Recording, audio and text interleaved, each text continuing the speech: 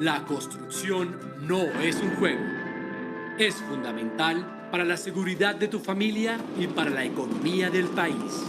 Por eso, cuando construyas, compra formal, construye legal. No caigas en la trampa. La DIAN, la Fiscalía General de la Nación y la Superintendencia de Transportes te pueden investigar y sancionar por no hacer las cosas correctamente, con sanciones económicas e incluso cárcel. Sigue estas recomendaciones al adquirir el concreto y los agregados pétreos. Exige y verifica que toda compra tenga factura. Comprueba que la factura sea legal y contenga la numeración aprobada por la DIAN. Revisa que el concepto de compra de concreto o agregados pétreos figure en la factura con las cantidades reales, al igual que la fecha de la adquisición. Conoce a tu proveedor, no solo por el nombre, sino por la razón social que utiliza. Si la cambia, pídele que te explique por qué lo hace. Verifica que el insumo que adquieres tiene un precio acorde con el mercado y que estás pagando el IVA correspondiente del 19%. Desconfía de precios demasiado bajos en comparación con otros proveedores. Lo barato sale caro. No caigas en la trampa. Compra formal, construye legal. Muy buenos días para todos. Bienvenidos de regreso a la Serie Internacional de Diseño y Construcción Sísmica, un evento organizado por la Federación Iberoamericana del Hormigón Premezclado FIP en conjunto con la Cámara Colombiana del Cemento y el Concreto Procemco y la Asociación de Productores de Cemento ASOCEM de Perú. La Cámara Colombiana del Cemento y el Concreto Procemco es una entidad de carácter gremial fundada en 1985 como ASOCRETO.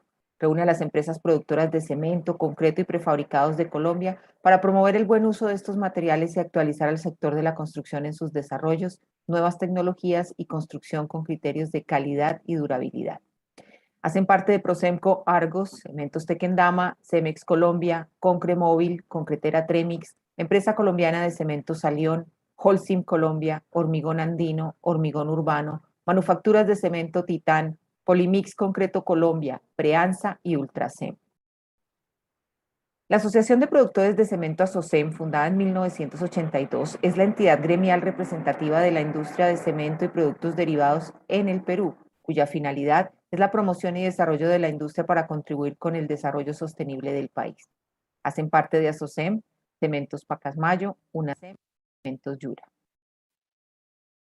Bueno, la Serie Internacional de Diseño y Construcción Sísmica está conformada por 17 conferencias que se realizarán en 4 módulos los meses de agosto, septiembre y octubre. Estamos desarrollando el módulo 1, Diseño sísmico de estructuras de concreto, no corra riesgos, conformado por 4 conferencias. Y hoy tenemos la cuarta y última.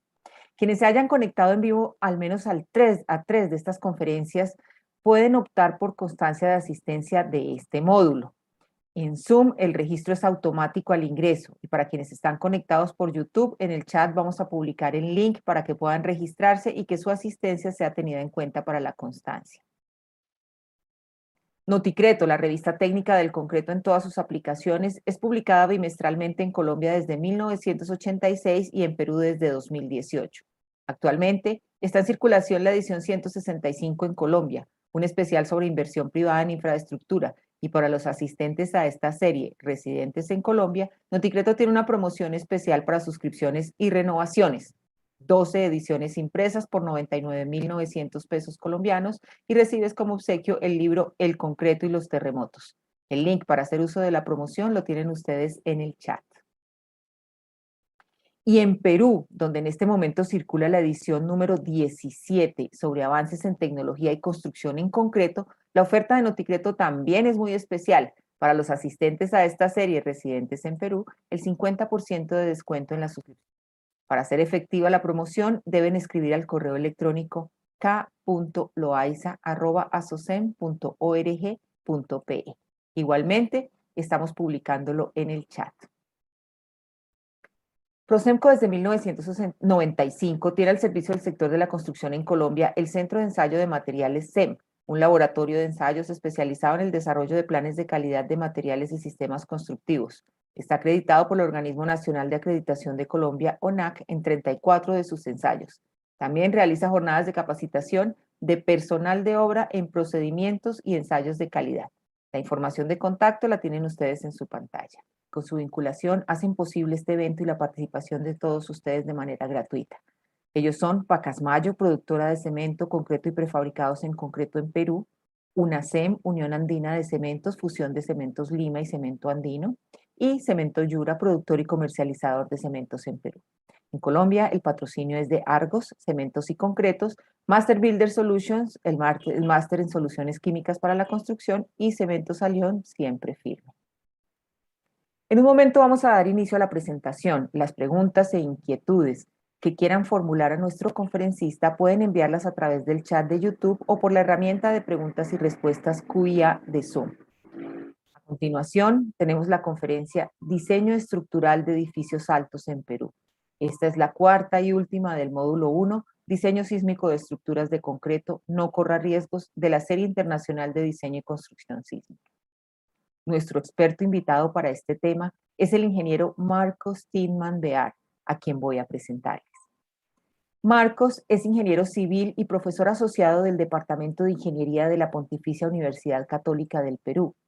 Magíster en Ingeniería Estructural en la Universidad de Berkeley, que es una de las más prestigiosas del mundo en este tema y en la investigación en diseño sismo resistente. Es investigador en temas de ingeniería estructural y diseño sismo resistente, ponente permanente en eventos académicos de la especialidad. Miembro de los comités permanentes de las normas NTE 030 de diseño sismo resistente y NTE 031 edificios con aislamiento sísmico.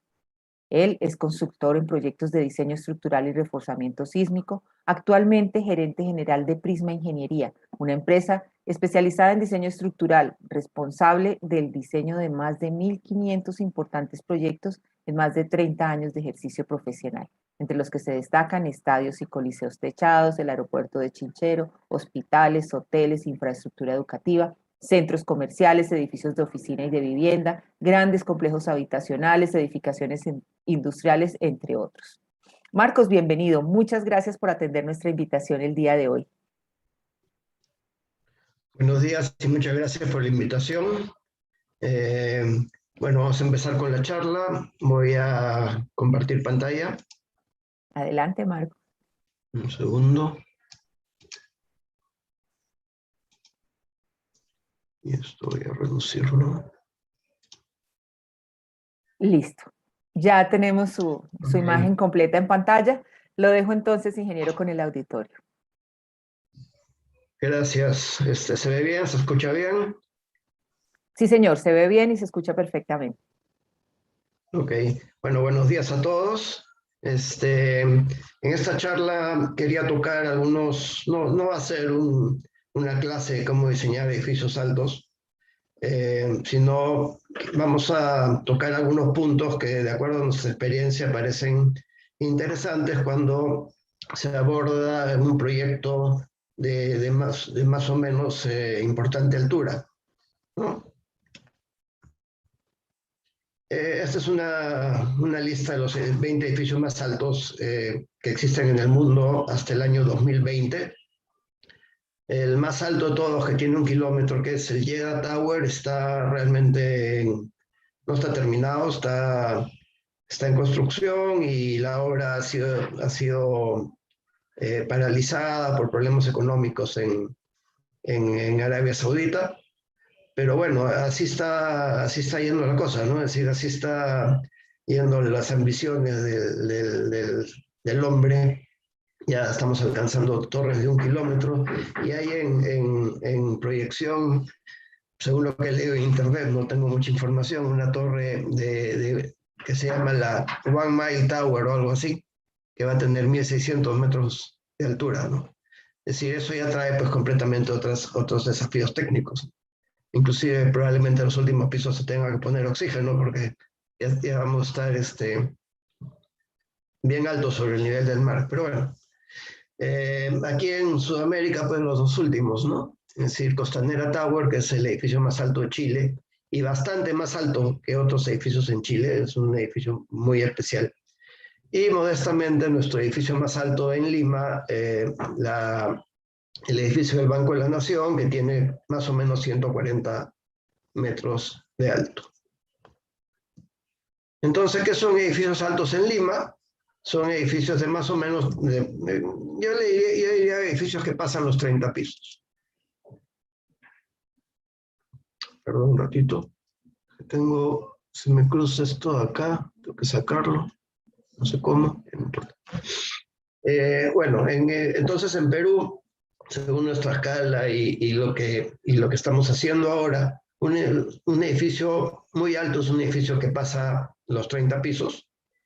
Ya nos estamos acercando a los 40, por ejemplo, los dos primeros que vemos, que son dos edificios casi vecinos, están en 37 y 38 pisos respectivamente.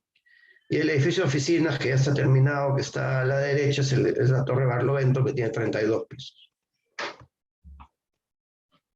En los temas de la charla vamos a tocar, como les dije, no va a ser una clase cómo diseñar edificios altos, sino vamos a tocar algunos temas que ayudan a que funcione bien el diseño estructural de un edificio con altura importante.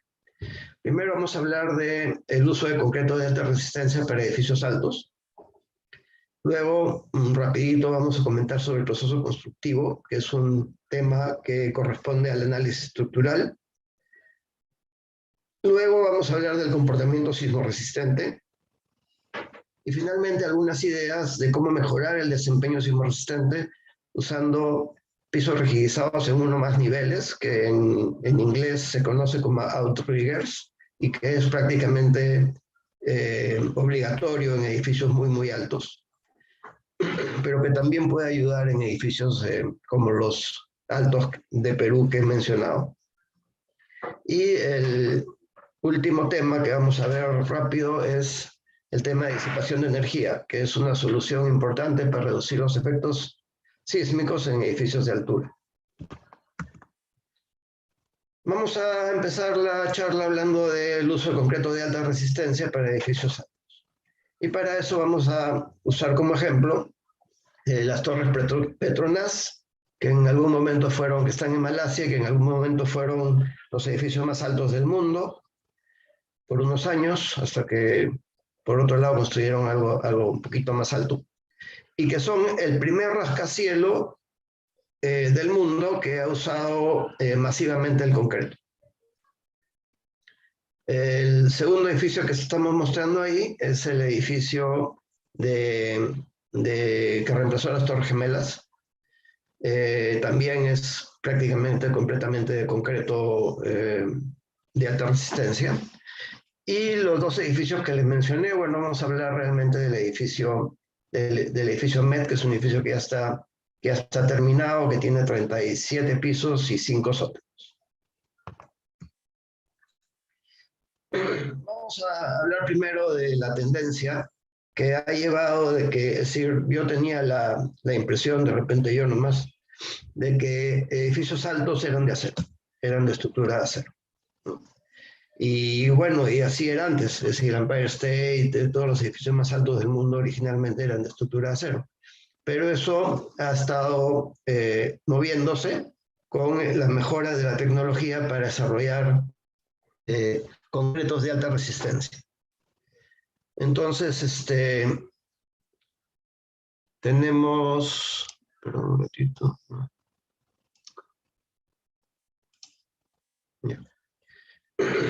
Tenemos entonces, vamos a mostrar ahora con algunos dibujitos cómo la tendencia ha ido cambiando para edificios altos de acero a concretos de alta resistencia. Entonces, esta diapositiva es sacada de información que se obtiene en la página web del Council of Tall Buildings and Urban Habitat, donde hay digamos, un listado de todos los edificios más altos, y entre las cosas entre las características que se presentan en esta página sobre los edificios altos está cuál es su material estructural principal.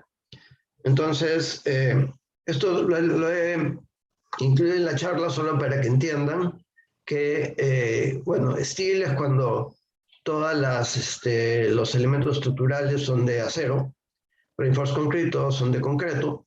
Y lo que quería que vean es qué significa un edificio composite, donde se combina acero y concreto, ¿no? Y el más usado es con pórticos de acero que tengan un núcleo concreto que le da rigidez al edificio, ¿no? Y mixed structures, eso es un poquito menos común, un edificio que los primeros pisos es de concreto y los últimos pisos es de acero. Entonces, ¿cómo está la cosa ahorita, no? En todo el mundo, uy, se me ocurrió una. En todo el mundo, edificios de altura mayor a 300 metros, entre composite, que tienen este núcleo de concreto muy fuerte que toma casi todo el sismo, y puro concreto, estamos en 89% de edificios. Y acero, no hay más o menos 10% de edificios.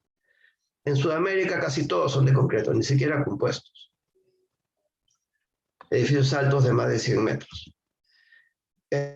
¿Cómo ha variado eso en la actualidad? ¿Cómo ha variado eso en el tiempo? Uy, no sé por qué se me mueve esto. El año 2000, edificios muy altos, la tercera parte, antes del año 2000, la tercera parte de concreto en el mundo, ¿no?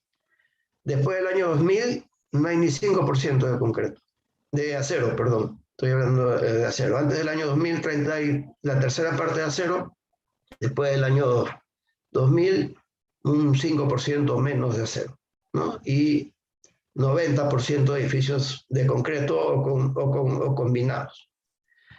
Pero bueno, eso es en el mundo, ¿no? En Estados Unidos yo creo que siguen siendo de acero, dirán. Pues acá están la información de los edificios de Estados Unidos.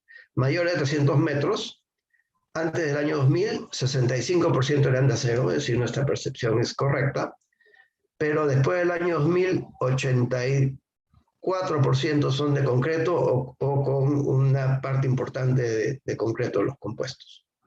Pero son pocos edificios, ¿no? Vamos a ver la última diapositiva sobre este tema para edificios de más de 100 metros, para que haya una cantidad de edificios mayor para poder hablar de la tendencia.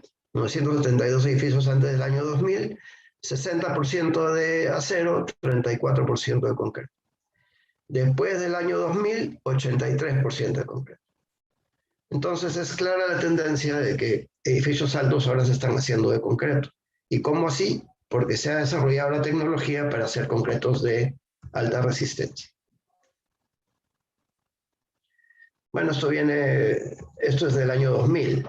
El Instituto Mexicano de Cemento y Concreto habla de que se está usando mucho más concreto en edificios altos, porque se ha logrado, la tecnología del concreto ha logrado un gran incremento en la resistencia del concreto en los últimos años. Esto le ha permitido ir desplazando progresivamente al acero en la construcción de edificios altos. ¿Qué ventajas? Bueno, vamos a ir rápido. Mayor rigidez y, por tanto, mejor comportamiento ante acciones horizontales, sísmicas. Mayor amortiguamiento intrínseco, menor costo del material. En algunas partes del mundo es difícil encontrar perfiles de acero adecuados para grandes obras. Es de más fácil conservación, no hay que estar pintándolo y manteniéndolo tanto, y tiene mejor comportamiento al fuego. ¿Ya? Pero, ¿y cuál sería la ventaja del acero respecto al concreto de alta resistencia? Mayor rapidez de ejecución, probablemente la única. Y respecto al concreto normal, bueno, son muy fuertes las ventajas, ¿no? Hay menor sección de columna, con concreto normal de repente no se podría resolver un edificio alto por arquitectura. Tiene un módulo de formación más elevado, por lo tanto tiene menos acortamiento debido a fuerzas axiales. La deformación de los elementos estructurales horizontales es menor. El peso propio global de la estructura es menor porque tiene menores secciones de estructura. El plazo de ejecución de la obra puede reducirse. El aumento de la vida útil también aumenta. La durabilidad es mejor en el concreto con respecto al concreto de resistencia normal. Y frente a estos argumentos, la ventaja del concreto normal es que es más barato, tiene un mejor conocimiento tecnológico, dosificación, pues eso desde el año 2000, ahorita ya el conocimiento tecnológico ya mejoró, ¿no? Y la ventaja sería el costo, ¿no? Pero el costo realmente tampoco es claro que vaya a bajar usando concreto de resistencia normal, porque las secciones tienen que crecer. Y el acero también tiene que crecer, y de eso vamos a hablar justo ahorita. Veamos rapidito estos ejemplos que les he mencionado. La Torre Petronas es el primer rascacielos que hace uso masivo del concreto. El núcleo central es una estructura de concreto armado. Ese fuste central amplio y cuadrado se une con el anillo perimetral mediante 4 niveles de vigas de acero. Es decir, también se usa acero en este proyecto, pero la mayoría era concreto. Las columnas, por ejemplo, del perímetro son 16 columnas cilíndricas perimetrales de concreto armado de 2.4 metros de diámetro, y se usó concreto de 80 megapascales hasta la planta 23, eso para reducir la sección de las columnas, que igual son de 2,40 metros, pero si no, si se hubiera usado concreto de menor resistencia, estaríamos pues con secciones bastante más grandes y menos manejables arquitectónicamente. El otro ejemplo es el de... Ahorita se me pasa, seguro. El otro ejemplo es la One World Trade Center, el edificio que ha reemplazado a las Torres Gemelas. Las Torres Gemelas, por ejemplo, eran de acero. Este tiene la estructuración que se ve, es un edificio muy rígido hasta el piso 40 y tantos, y del piso 40 y tantos se mantiene el núcleo central. Para estructurar central del edificio se emplearon aproximadamente 210.000 metros cúbicos de concreto con resistencia de 14.000 PSI o 97 megapascales. Eso, 14.000 PSI son 14 KSI, son como 1.000, bueno, 97, son como 1.000 kilos por centímetro cuadrado. Es un concreto bastante resistente.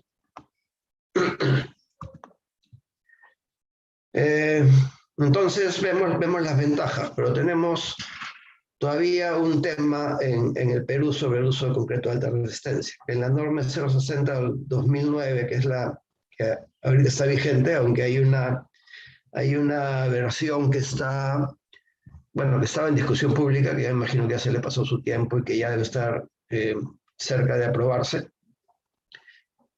Presenta en el acápite 21.3.2.2 una limitación al uso de concretos de alta resistencia.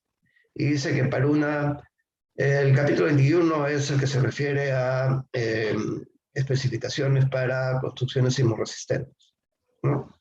Entonces, lo que dice esto es que para el esqueleto sismorresistente de un edificio no se debe usar concreto de más de 55 MPa de resistencia.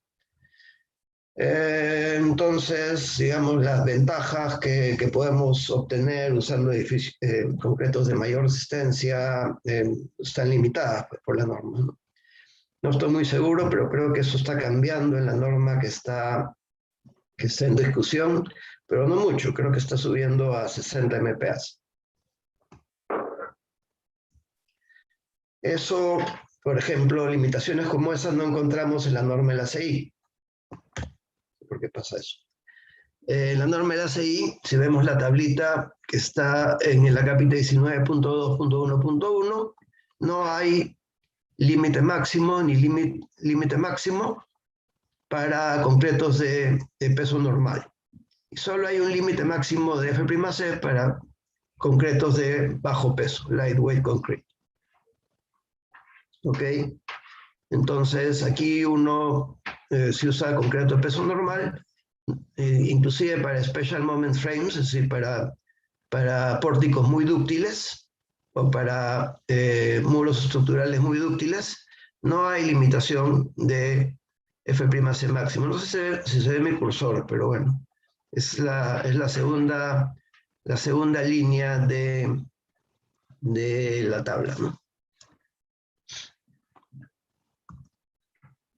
Entonces, en ese momento le preguntamos al ingeniero Gianfranco Tassi, que es el presidente del Comité de la Norma de Concreto Armado, por qué había la limitación en nuestra norma, que normalmente se basa bastante en la norma de la ACI, mientras que la norma de la ACI se dejaba libre la máxima resistencia de concreto.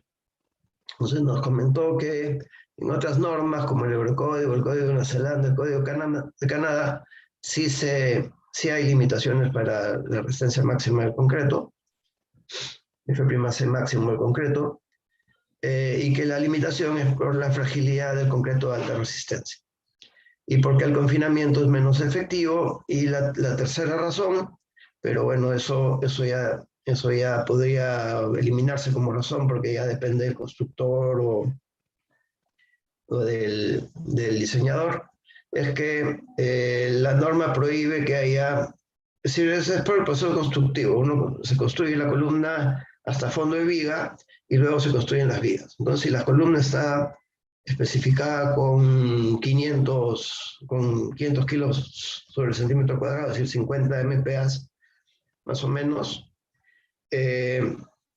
y el techo y las vigas está especificado con 28 MPa, entonces hay que hacer un vaciado especial en el nudo de la columna, y eso a veces puede tener un rechazo, pues, de la gente de obra por los retrasos y todo esto, ¿no? Pero bueno, eso es un tema que no debería, digamos, generar una prohibición de usar concretos de mayor resistencia, ¿no? Entonces, bueno, conversando, la conclusión que sacamos con el ingeniero Otasi es que está bien considerar límite de F'(C) para columnas que requieran ductilidad, o para elementos verticales que requieran ductilidad. Pero columnas con mucha carga vertical no requieren realmente utilidad, son bastante frágiles y no toman prácticamente momento. Columnas que toman poca carga sísmica tampoco también podrían funcionar, tampoco requieren mucha utilidad. Y columnas en sótano, ¿no? Entonces, la limitación del F'(C) máximo está pensado en edificios aporticados o duales con pocas placas. Para edificios como los que tenemos en Perú, con muchas placas, donde las columnas toman poca carga de sismo o tienen un poco momento de flexión, usar concretos de alta resistencia me parece que podría ser una buena idea. Y ahora vamos a ver algo en números sobre el efecto de usar concreto de alta resistencia en edificios altos. Es decir, en edificios altos las columnas pues reciben mucha carga. Entonces, si usamos concretos normales, 210, 280, 350 inclusive, las secciones de las columnas salen muy, muy grandes. Por lo tanto, subir la resistencia del concreto es una buena idea, y vamos a demostrarlo ahora con un par de casos reales.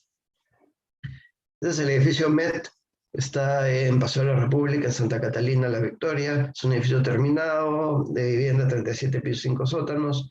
Actualmente es el edificio habitado más alto, de vivienda más alto del Perú. Al costado están construyendo uno prácticamente de la misma altura, un piso más, que probablemente lo pase como el edificio de vivienda más alto, pero bueno, todavía está en casco. Estas son las plantas. Vamos a hablar ahorita del concreto de alta resistencia, y después vamos a usar este mismo edificio como un ejemplo del comportamiento sísmico de edificios altos. Esta es una columna que hemos elegido para hacer el chequeo. Esa es la forma de la columna en el edificio real. Y vemos la curva roja, el diagrama de interacción rojo, es con concreto de 420, el azul es con 350. Debería haber una leyenda por ahí, pero después se ha borrado. el verde es con 280 y el cian es con 210. ¿Ya? Y vemos que para que esta columna pase, con el fierro que tiene, que es un montón de fierro, 80 fierros de una, es decir, 400 centímetros cuadrados, más o menos, necesitamos concreto de 420. Perdón, no acuerdo si era. Ya, entonces vamos a, para hacer más fácil el análisis paramétrico, vamos a convertir esta columna real, que era alargada, pero que al final de cuentas eso no importa mucho, porque es una columna que igual toma poco sismo, ¿no? ¿Por qué? Porque está en el quinto sótano. En el quinto sótano ya el sismo llega, si el momento, y ya prácticamente las columnas no lo sienten, ¿no? Entonces, es una columna que prácticamente está sometida solo a carga axial, como vemos también en el diagrama de interacción. Y vamos a convertirla en una columna ideal cuadrada, ¿no? Con la misma área de fierro. Son 40 fierros de 1 octavos. El área 12.900, 402 centímetros cuadrados de acero contra 408 que tenía la otra. Es una columna equivalente si solamente hablamos de carga vertical, que es prácticamente su solicitud, no tiene más solicitaciones. Hay dos cosas que se pueden hacer si subimos la resistencia del concreto. Una es reducir el área de la columna y mantener el acero. Y la otra es mantener el área de la columna y reducir el acero. Entonces vamos a ver vamos a ver la primera idea, ¿no? Es decir, reducir el área de columna y mantener el acero. Con la columna de 114 por 114, que es la ideal que mostramos antes, necesitamos concreto de 420 para que pase. Si reducimos el concreto a 210, entonces la columna para pasar tiene que ser de 1,60 por 1,60. Y resistencias menores ya no estarían pasando, ¿no? Estamos viendo el punto de acá.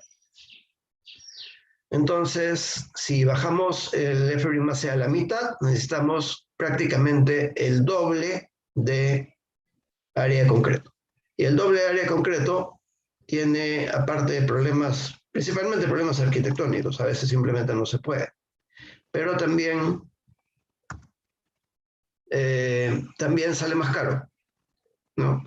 Esta es una comparación económica hecha con precios de hace 2 años, probablemente algo haya variado, pero la idea es la misma.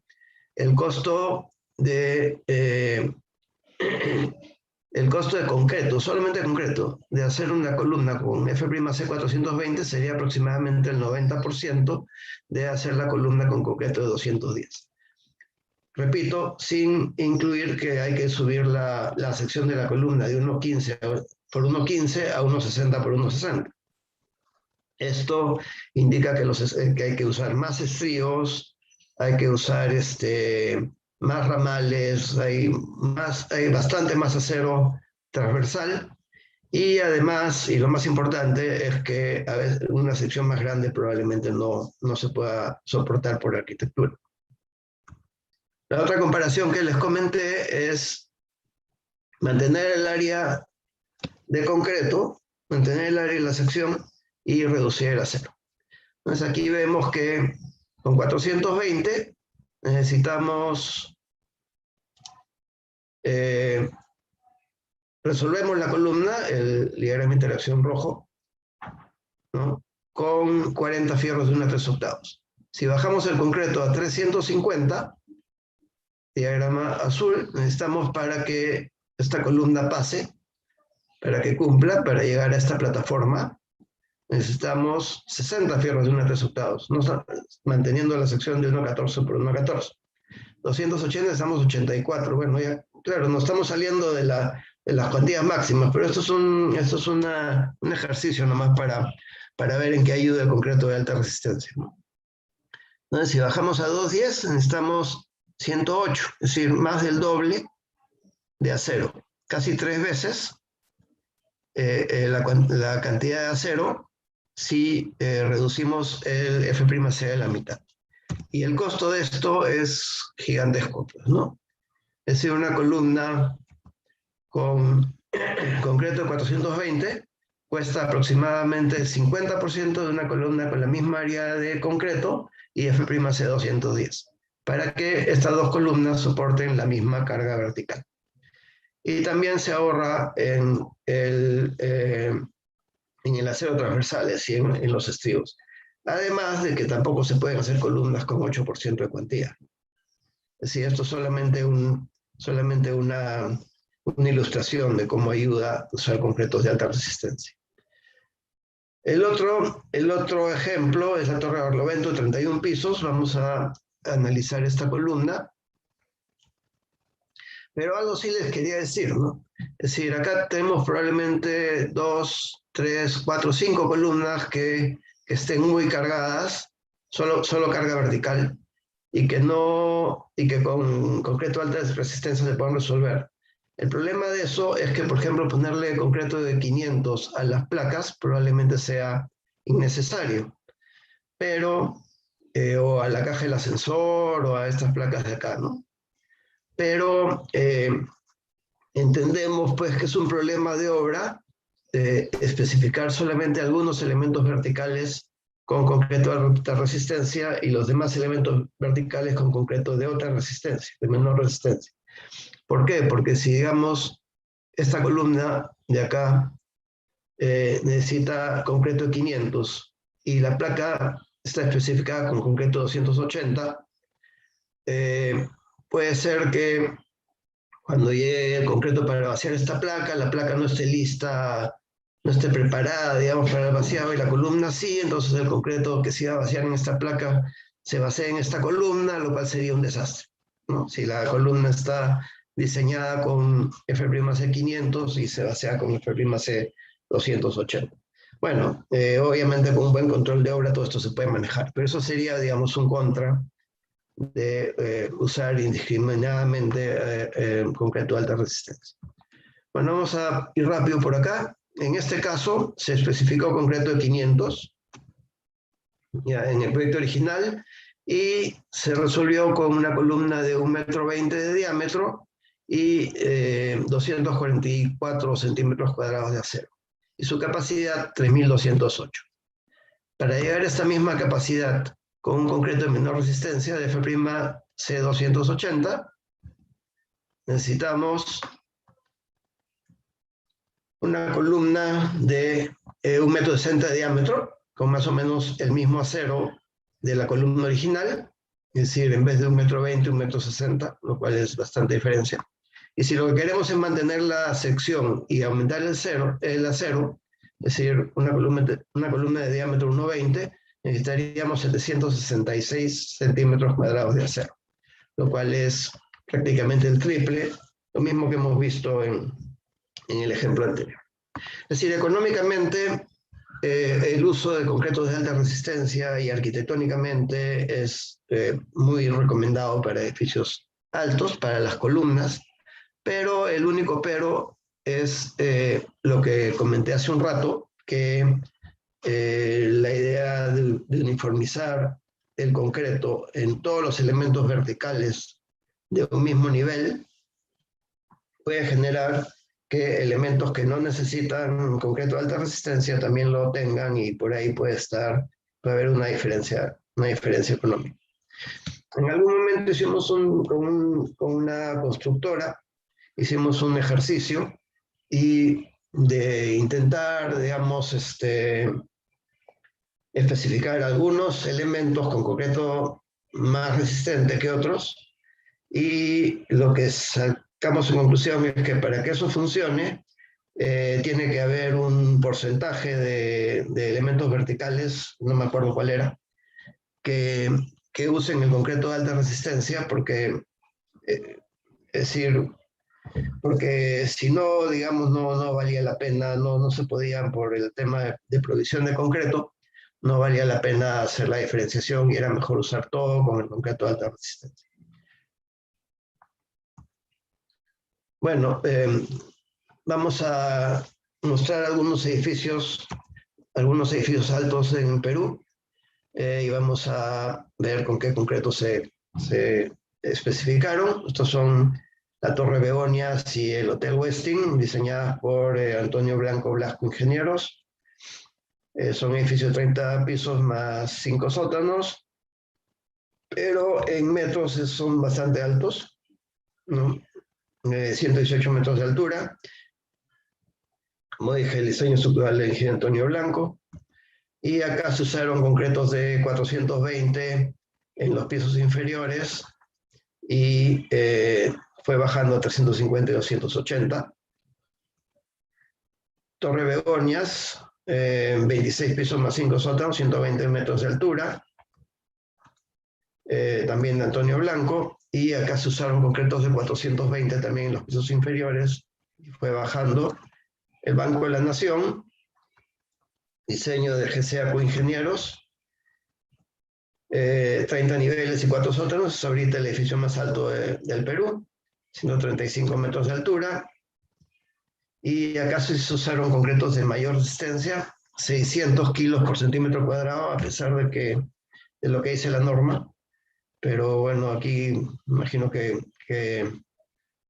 se aceptó un poquito más usando el criterio de que eran sótanos.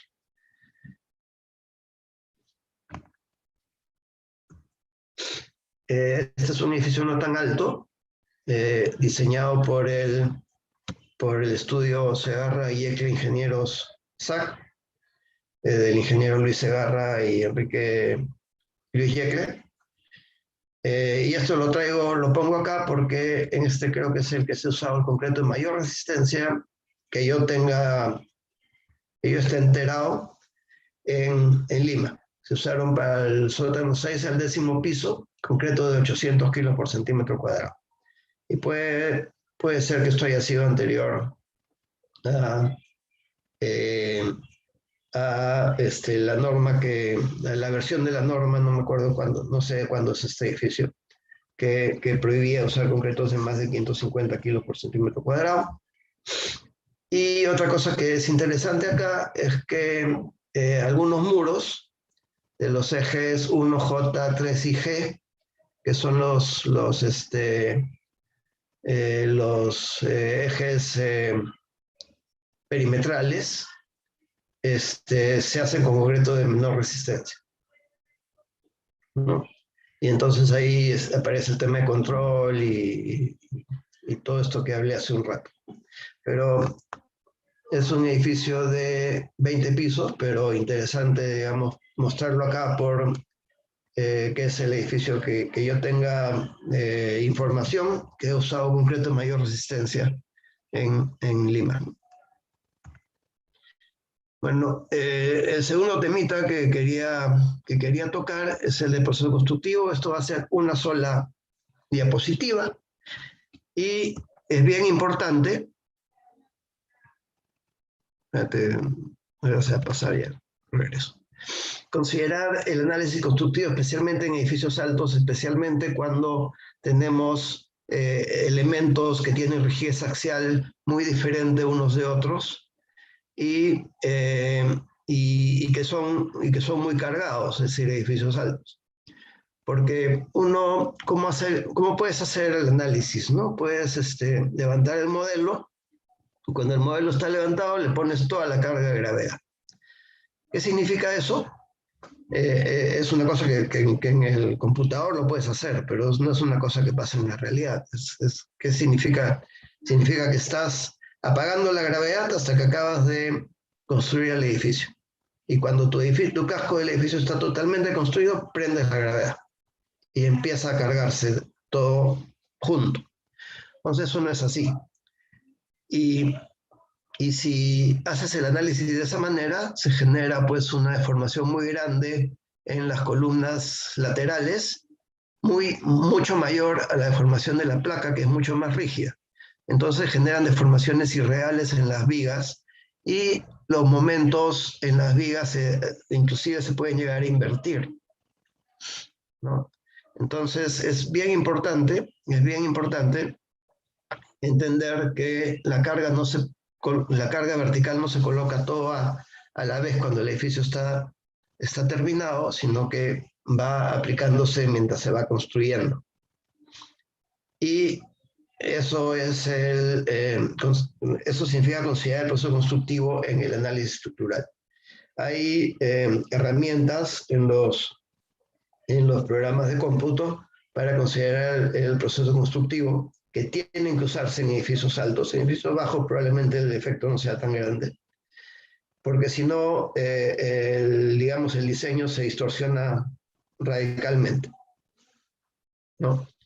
Y si no funcionan bien esas herramientas, inclusive es mejor considerar reducción en las deformaciones axiales de las columnas, ya sea aumentando la sección por axial, poniéndole un factor o aumentando bueno, sí, lo que se hace es poner un factor que aumenta el área, pero solamente para carga axial, ¿no? Entonces se reduce la deformación por axial y se parece más al modelo considerando proceso constructivo. Pero lo que está completamente mal es levantar todo tu modelo y ponerle toda la carga y no considerar el proceso constructivo, especialmente en edificios altos y especialmente en edificios que tengan una diferencia de rigidez axial entre elementos vecinos. Si todas las columnas son del mismo tamaño, entonces no pasa nada. Si todo se forma igual y las vigas no tienen esta distorsión de sus diagramas de momento. Bueno, eso es todo lo que quería decirles del proceso constructivo. Ahora, empecemos entonces a hablar de comportamiento sismo resistente. Y aquí en los edificios altos, normalmente se tienen edificios bastante flexibles, ¿no? Y para los espectros que manejamos acá en el Perú, los espectros que corresponden a los sismos que se pueden dar en la zona sísmica de la costa del Perú, los espectros se reducen, es decir, las aceleraciones se reducen para edificios de periodos altos. Es decir, en un edificio muy alto va a tener un periodo un poco largo y los cortantes basales o la fuerza de sismo van a ser relativamente bajas. En lo que se refiere a desplazamientos, la norma que se aprobó o que se promulgó en 2016, el espectro de desplazamientos tiene la forma en que se ve en azul. Es decir, a partir de un cierto periodo, el desplazamiento deja de crecer. Eso también es bueno para edificios altos porque permite hacer, es decir, si manteníamos el crecimiento del desplazamiento ilimitado, entonces los edificios altos tienen que hacerse mucho más rígidos de lo que ahora con esta nueva versión del espectro se tienen que hacer. Esta versión del espectro no es que la hayamos incluido en la norma para poder hacer edificios altos, sino es lo que representa el comportamiento de los sismos peruanos. Y es similar a lo que hay en la norma Chile y a lo que hay en la norma Colombia. En ambas hay un punto, un periodo en que se asume que el desplazamiento, o se verifica que el desplazamiento se mantiene constante. La línea azul es el espectro de desplazamientos de la norma vigente. La línea roja es el espectro de desplazamientos de la norma anterior, la norma del 2003. La diferencia que se ve en la primera parte es por el cambio del factor Z, es decir, por el cambio del factor de zona, porque ahora para suelo 1 en zona 4 se está considerando Z igual 0,45, la norma anterior Z igual 0,40. Entonces no estaría bien comparar el espectro azul con el espectro rojo para lo que queremos hacer ahora, sino el espectro azul con el espectro azul con la línea punteada, que sería el espectro de desplazamientos donde no hay la zona plana, pero considerando el z igual 0,45, ¿no? Vamos a hablar de nuevo de MET, de nuevo el edificio MET. Entonces aquí vemos algunas recomendaciones pues, para que un edificio alto funcione bien, porque así como les he indicado que los cortantes basales bajan, al ser el edificio alto, el cortante basal, digamos, idealmente está aplicado a mucha altura, por tanto el momento en la base es bastante alto. Entonces, no creo que un edificio alto funcionaría, por ejemplo, sin sótanos, ¿no? Aunque imagino que no se puede hacer un edificio alto sin sótanos porque no tiene dónde estacionar, pero los sótanos son necesarios para que puedas, diseñar una cimentación adecuada y otra de las recomendaciones es que como este momento de volteo es alto, entonces el momento de volteo, si lo aplicamos solamente a elementos, solamente a placas, generaría momentos demasiado grandes. Por lo tanto, es muy importante en un edificio alto tener pórticos largos, ¿no? Y acá tenemos pórticos largos con elementos en la dirección del pórtico, ¿no? Por acá también un pórtico largo, por acá en las dos direcciones. Entonces eso ayuda a que el momento de volteo, que sí es alto, sea transmitido como axiales y como momentos, no solo como momentos. Una cosa que no vamos a tocar en la charla, pero que después se me ocurrió que hubiera sido interesante, es hablar de la cimentación. Porque edificios altos, bueno, baja, por ejemplo, este tiene 37 pisos y 5 sótanos, son 42 niveles. Entonces, si digamos tenemos un suelo de 5 kilos por centímetro cuadrado, prácticamente necesitamos cimentar con platea, porque 42 niveles, considerando 1.1, 1.2 por toneladas metro cuadrado por nivel, llegamos al suelo con 50 toneladas metro cuadrado, que es lo que aguanta el suelo, ¿no? Eso es con una platea, con una zapata que ocupe todo el área del edificio. En este caso creo que la capacidad era mayor, era como 7, 8, por eso la cimentación se pudo reducir un poquito. Pero una cosa que estamos probando y que queremos ver si funciona es reducir estas grandes zapatas casi plateas que salen en la cimentación por la gran carga que tienen estos edificios. Reducir las plateas y hacer cimentación con pilotes. Es decir, todo el concreto que te ahorras en estos vaciados masivos de concreto de la cimentación, de repente, y eso lo estamos estudiando, se puede ahorrar un poco haciendo cimentación con pilotes que resiste mucho más, y las plateas, las zapatas pueden ser más chicas, o los cabezales de los pilotes pueden ser más chicos, y de repente ahí se compensa, digamos, el precio del pilote. Pero no tenemos números de eso todavía, es una cosa que estamos estudiando. Estos son los resultados. Estos son los resultados del análisis sísmico de este edificio. Como les dije, los periodos son bastante altos. Estos periodos son los periodos que se usan para calcular el cortante basal estático, porque ustedes saben, la norma exige que el cortante basal dinámico se escale al cortante basal estático por un tema de tener mayor seguridad, ¿no? Por eso los cortantes son iguales porque son el cortante mínimo, como vamos a ver ahorita. Y como les decía, los periodos son bastante altos, ¿no? 315 y 289, 284.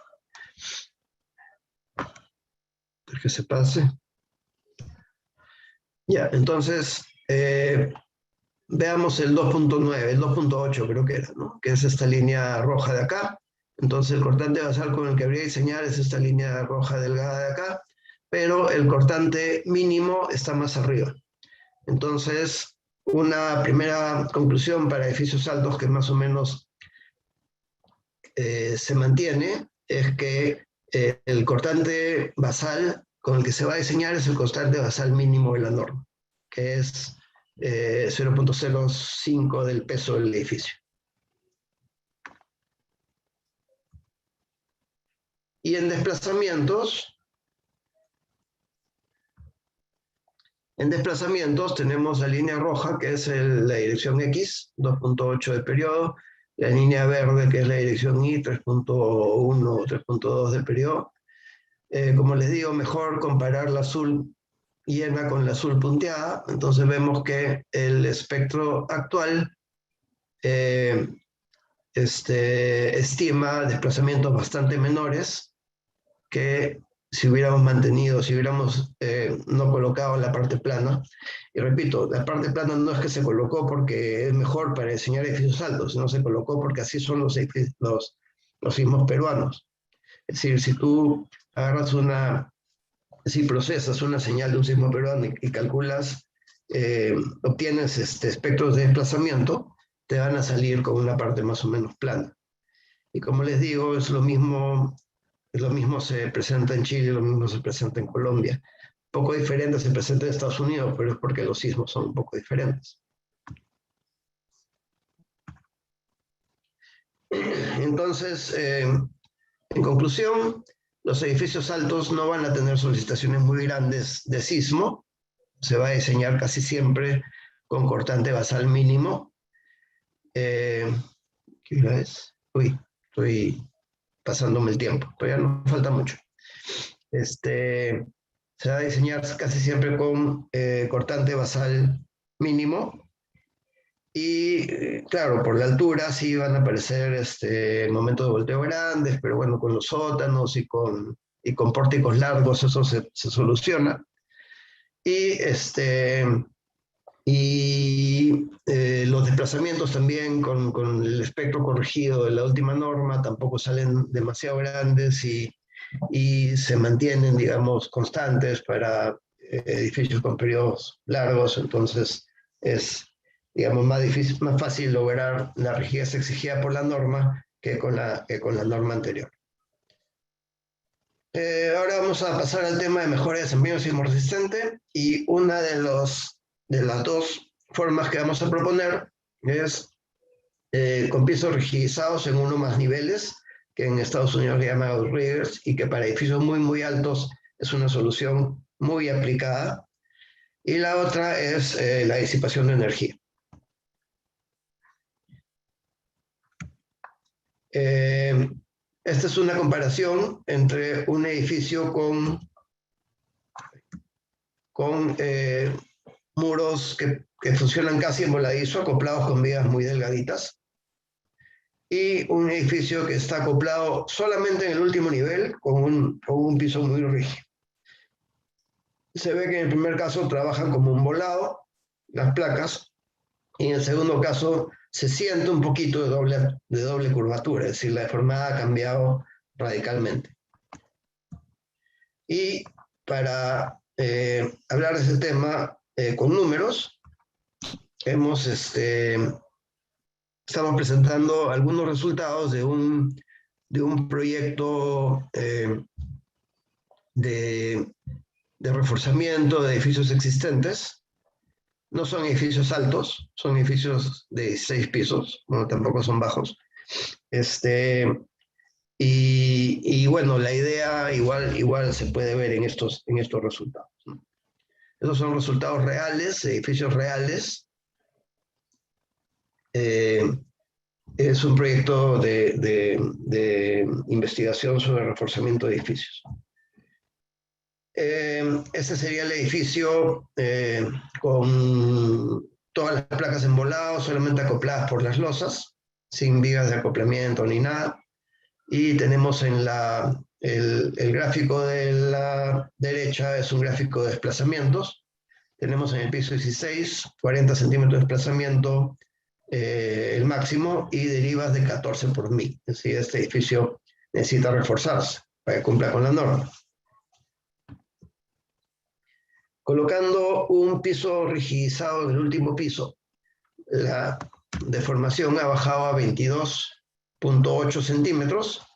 La máxima deriva ya no está en el último piso, sino está en un piso intermedio, y es 8.4 por 1000. Estamos cerca, pero todavía no estamos cumpliendo.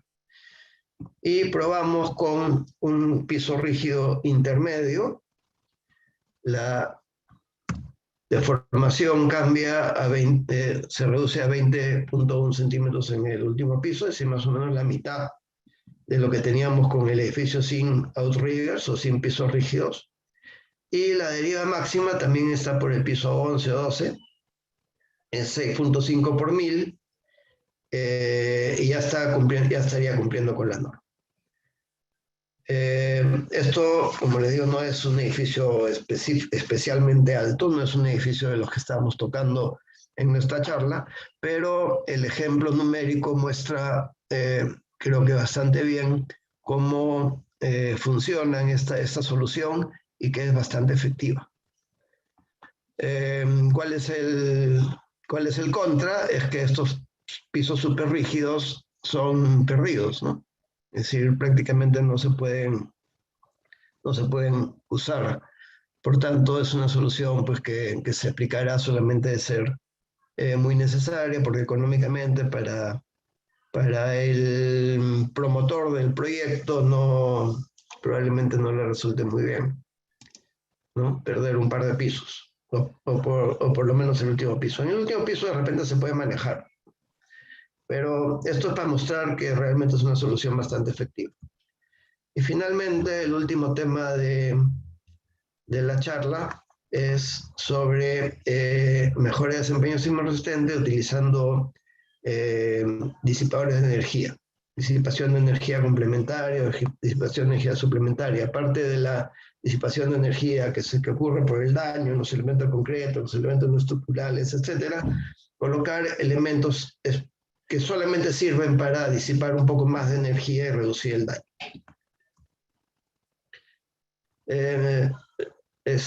Bueno, son lo que se llaman disipadores de energía. Bueno, se reduce el daño, se reduce el desplazamiento, se reduce la deformación, incluso se reduce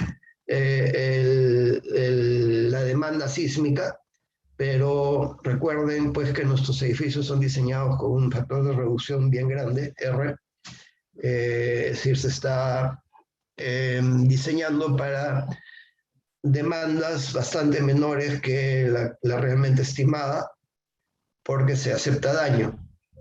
Entonces, cuando se usa disipación de energía, la demanda estimada baja, pero la fuerza de diseño recomendamos nosotros mantenerla. Es decir, estaríamos trabajando con factores de R menores, dándole más resistencia al edificio y de esta manera reduciendo un poco más el daño. Los tipos de sistemas usados en el Perú, el de fluido viscoso, que es como un amortiguador de carro, y el metálico, el TADAS o el HADAS, y el masa sintonizada todavía no sé yo de ningún edificio en Perú que lo tenga. Y no es un sistema tan efectivo como los otros. Y el otro sistema que tampoco sé si en el Perú ya están aplicados es el de diagonal de paseo restringido, que es una muy buena idea, no solamente para usar como disipador de energía, sino para usar como arreostre en estructuras metálicas. Vamos a traer 3 ejemplos del uso de aislamiento sísmico, de disipación de energía en edificios peruanos. Este es Barlovento, ya lo hemos mencionado antes, la torre de 31 pisos, y aquí se utilizaron disipadores metálicos, disipadores histeréticos de acero, 156 disipadores TADAS en vigas de acoplamiento. Y las capacidades de los disipadores son 30 y 50 toneladas. Entonces, se corta una vía de acoplamiento entre 2 placas, y en este espacio se coloca el disipador metálico, y cuando hay un sismo, la deformación en estas vías es bastante importante. Esa se pasa a los disipadores metálicos, que se deforman y disipan energía. Acá hay una foto de una instalación antes del vaciado de la viga. Acá está, digamos, la planta donde se ve las placas acopladas y donde están ubicados los disipadores, que son acá, acá y acá. Entonces estas vigas se cortan y se coloca el disipador en la mitad. Hay la ventaja de la disipación de energía y esto, pero eso hay que contrastarlo con la, digamos, la pérdida de rigidez que se tiene al cortar la viga y reemplazarla por estos disipadores, ¿no? En este caso salió conveniente, como vamos a ver en la siguiente. Los resultados, en resumen, son, se logró un 38% de energía disipada, la herida máxima se redujo el 31%, que es una reducción bastante importante, y cuando se reduce la deformación se reduce el daño, y la reducción del cortante basal fue 14%. Eso no significa que hayamos diseñado con 14% menos carga, sino que digamos que hemos reducido el factor R, el factor de reducción.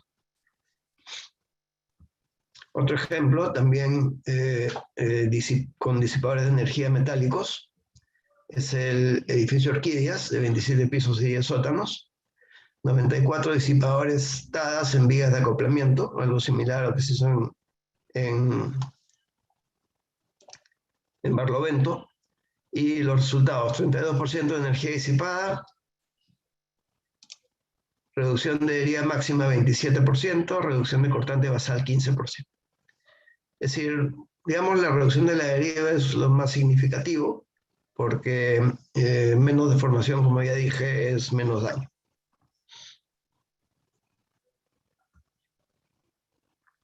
Y este es el último ejemplo. Es el Centro Empresarial Panorama, que está dotado de disipadores de fluido viscoso, 78 disipadores de fluido viscoso en las dos torres. Y los resultados, con esto termino. Los resultados, si ven abajo la gráfica, es una gráfica de desplazamientos, tiempo historia de desplazamientos del comportamiento del edificio.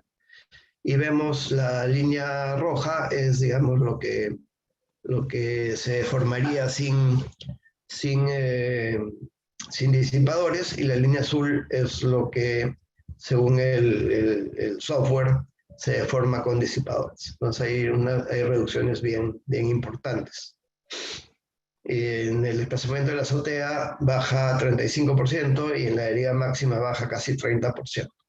Bastante, inclusive más efectivo que los disipadores metálicos. Bueno, con eso termino. Muchas gracias y atento a cualquier pregunta. Gracias, ingeniero Marcos, por la conferencia que nos ha regalado el día de hoy.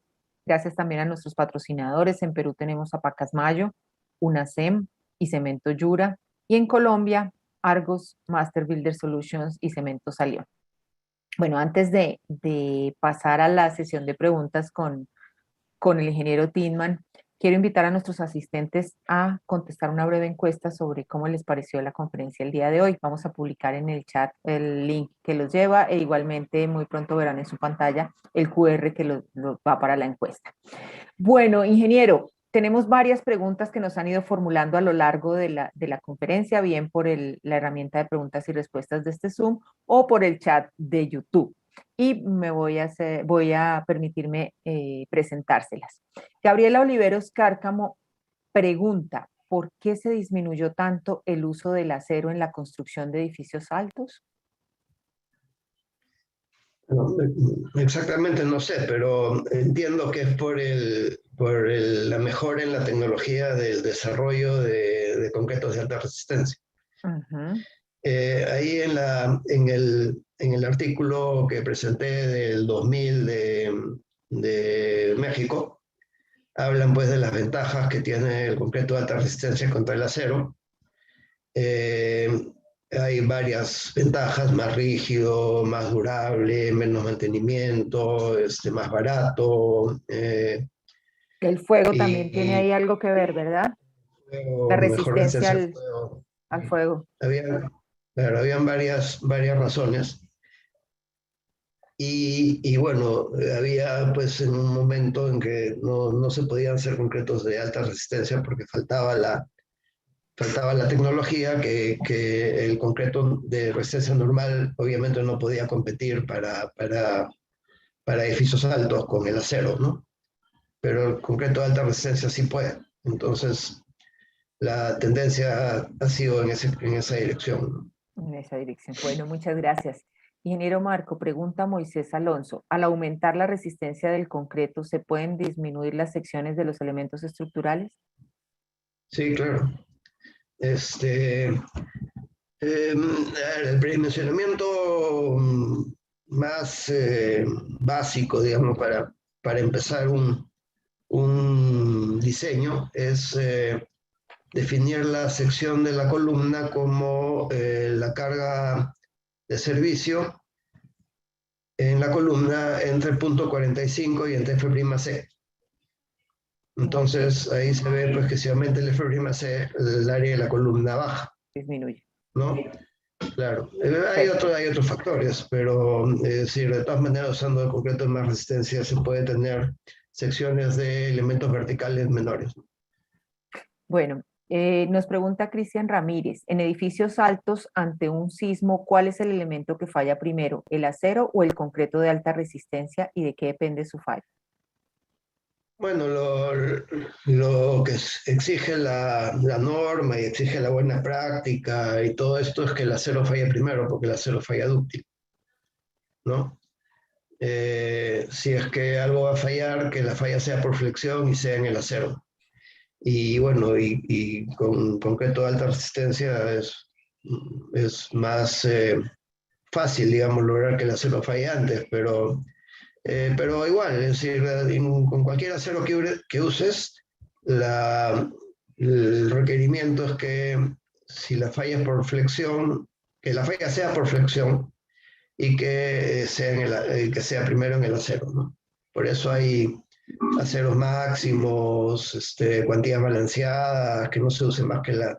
Cuantía balanceada significa que el concreto y el acero fallan a la vez. Entonces, en los códigos para elementos sísmicos está restringido a que la cuantía de acero sea menor o igual al 0,5 de la balanceada, para estar seguros de que va a fallar primero el Primero acero el que el acero. concreto. Ok. Bueno, Roberto Nieto nos hace dos preguntas. La primera de ellas, él quiere saber a partir de qué altura en las normas peruanas se considera que se habla de edificios altos. No, las normas peruanas no dicen nada.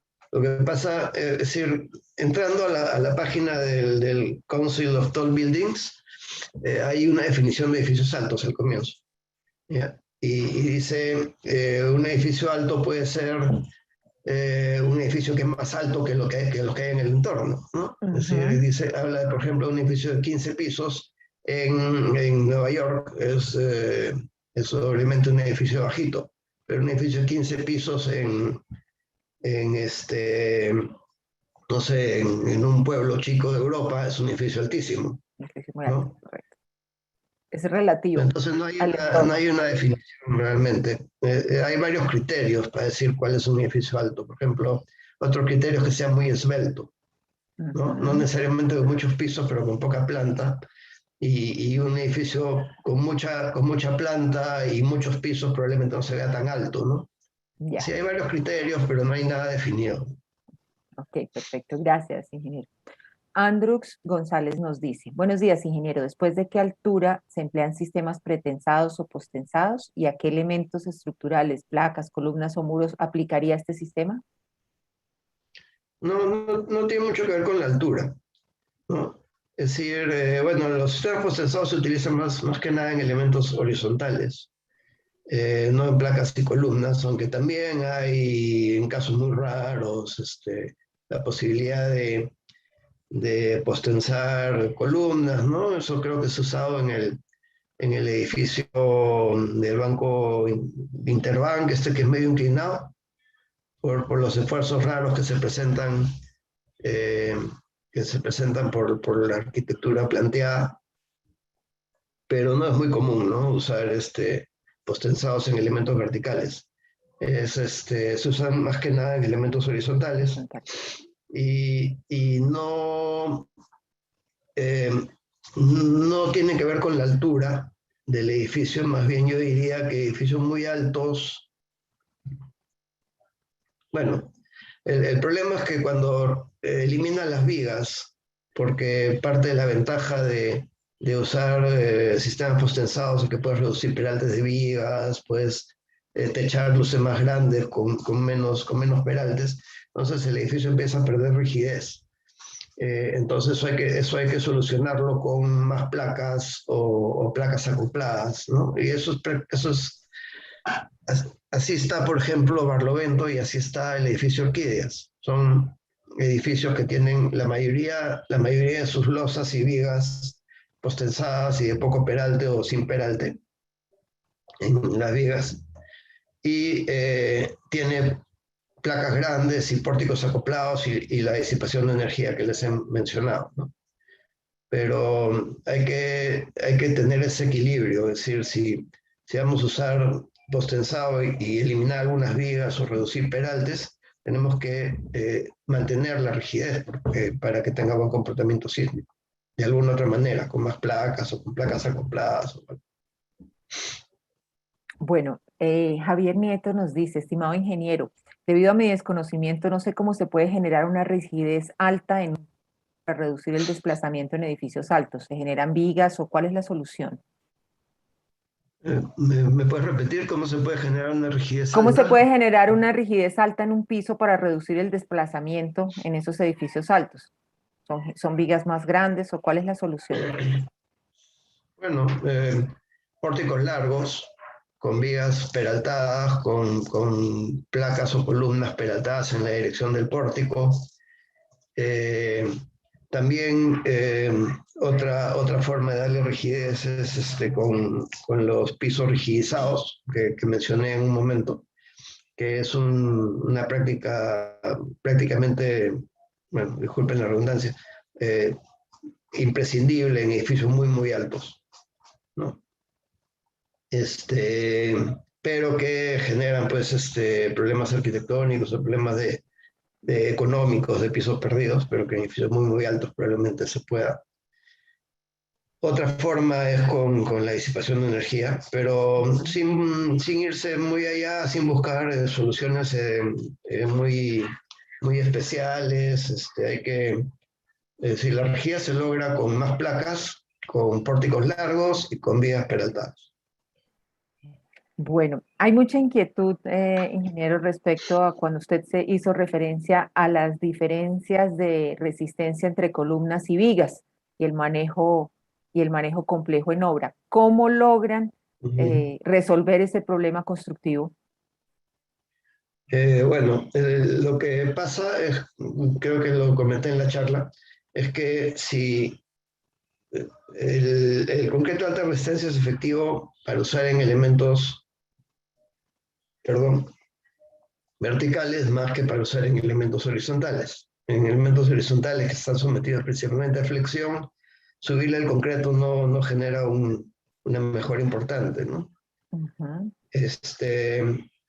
Entonces, el proceso constructivo es que uno construye la columna hasta fondo de viga y luego construyen las vigas. Entonces, si la columna es de 500, por ejemplo, hasta fondo de viga, el nudo no puede ser pues, de 280 o 210, porque la columna estaría reduciendo, tendría una parte débil en ese nudo, ¿no? Entonces, lo que la norma exige es que si hay 1.4, es decir, 40% de diferencia entre la resistencia de la columna y la resistencia de los elementos horizontales, vigas y losa, entonces hay que hacer un vaciado con el concreto de la columna, no me acuerdo la distancia, pero alrededor de la columna, es decir, vaciar el nudo y un poco más con el concreto de la columna en una primera etapa, y el resto de la losa ya lo vacias con el concreto que está especificado.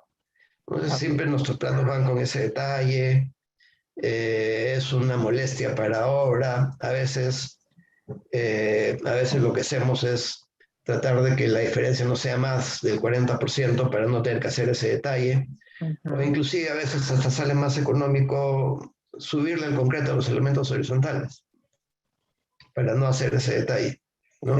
Pero si no hay que hacerlo. Vale, muchísimas gracias. Vamos a pasar ahora al tema de los disipadores de energía, ingeniero. Nos pregunta Andrés González, ¿cuál sería el método de disipación que recomienda? ¿Ha empleado aisladores de base? Sí, tenía ganas de hablar de aisladores también, ¿ya? Pero no entraba tanto, no entraba tanto en el tema porque para edificios altos los aisladores no son muy efectivos. Pero el aislamiento sísmico es la mejor solución para protección sísmica en los edificios en los que se aplica, digamos, en los que resulte eficiente.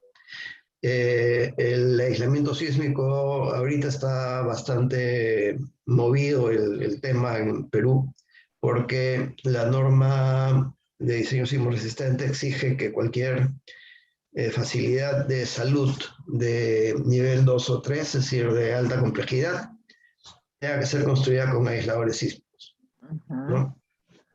Y el aislamiento sísmico es realmente eficiente. Es decir, la demanda se reduce y esa es la mejor manera de proteger el edificio, reducir la demanda generada en el edificio por un sismo.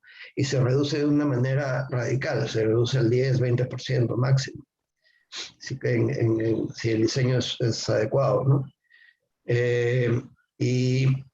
Y como les digo, hay bastante movimiento en el tema de aislamiento sísmico y en Prisma hemos diseñado bastantes edificios con protección sísmica en base a aislamiento sísmico. Inclusive, no solo hospitales, que son los que son obligatorios, sino hemos diseñado pabellones en universidades, incluso edificios de vivienda, que el promotor ha visto como un valor agregado usar aislamiento en la base, ¿no?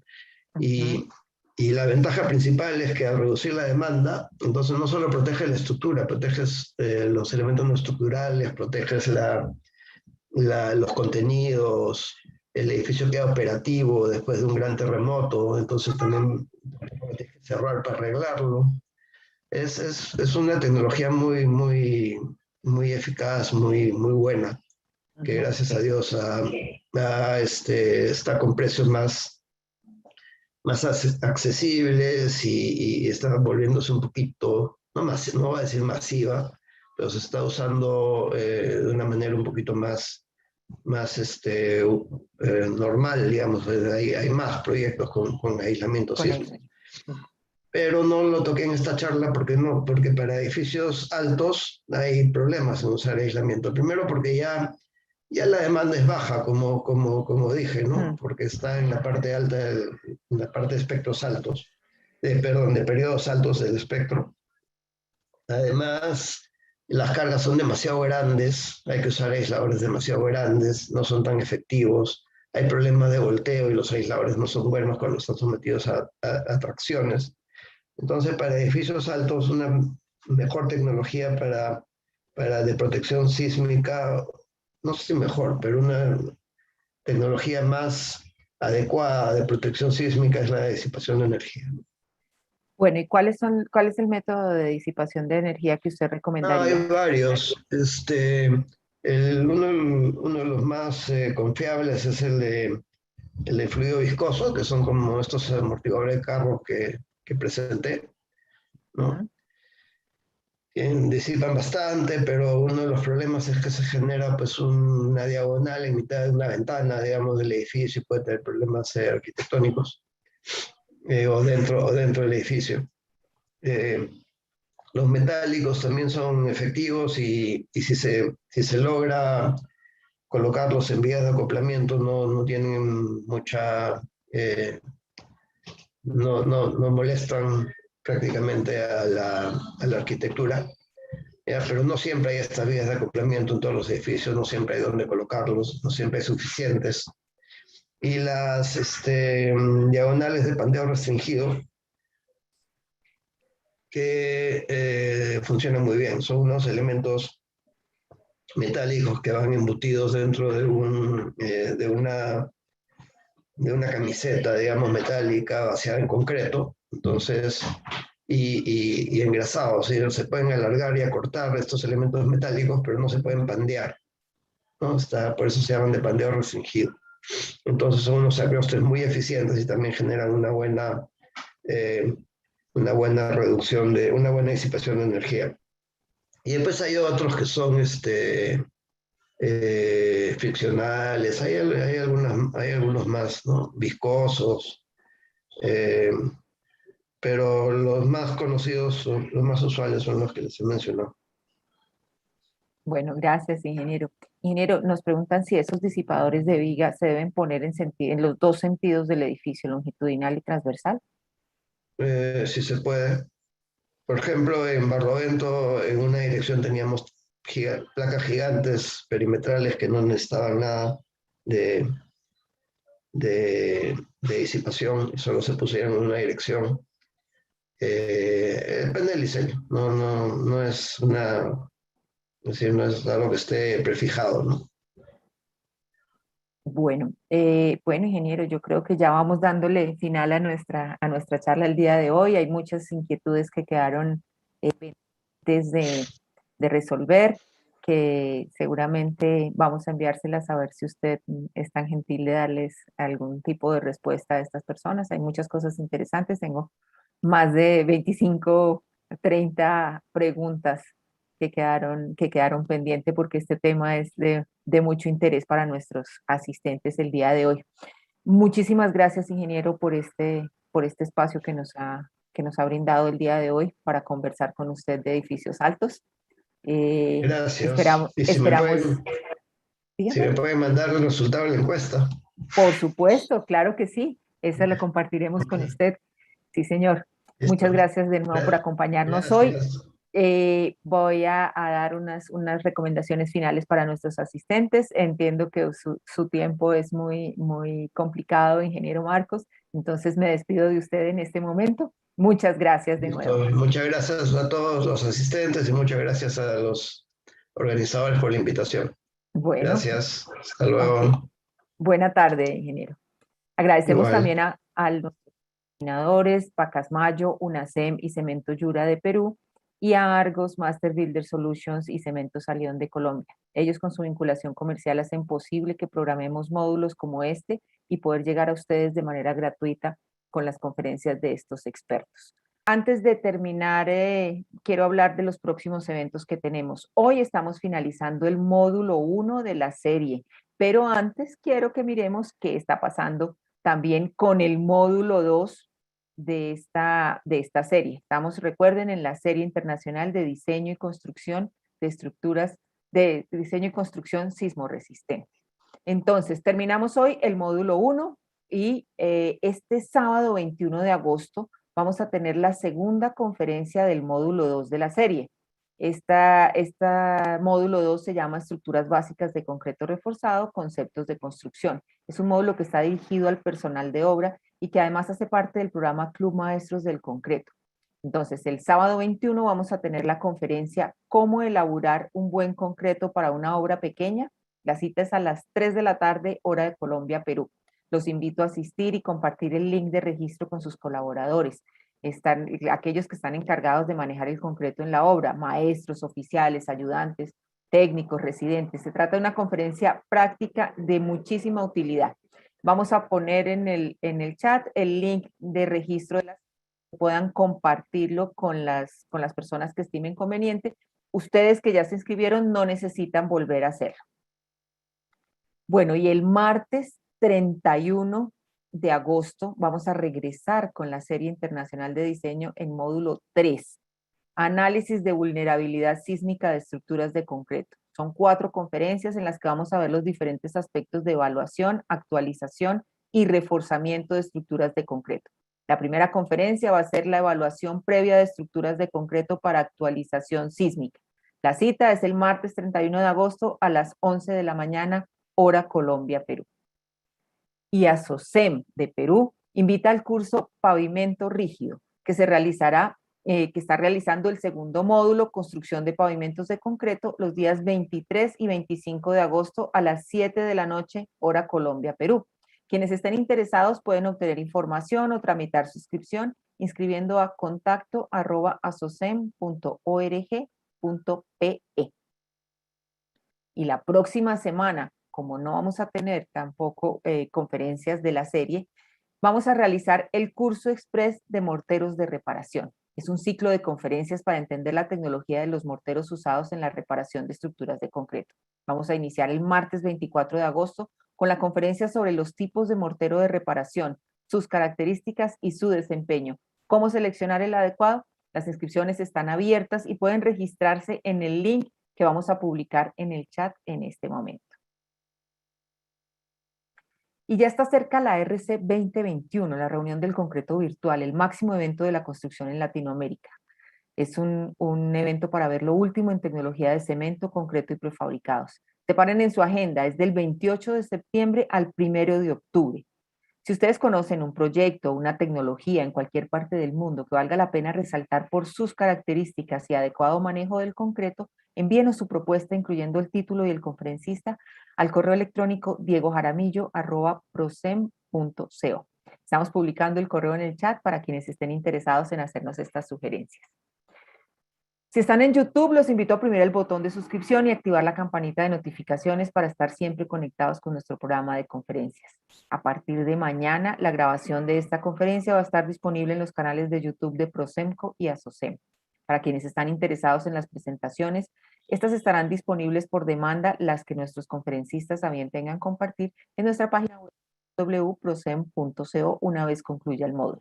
Recuerden que los suscriptores de Noticreto pueden descargarlas sin costo.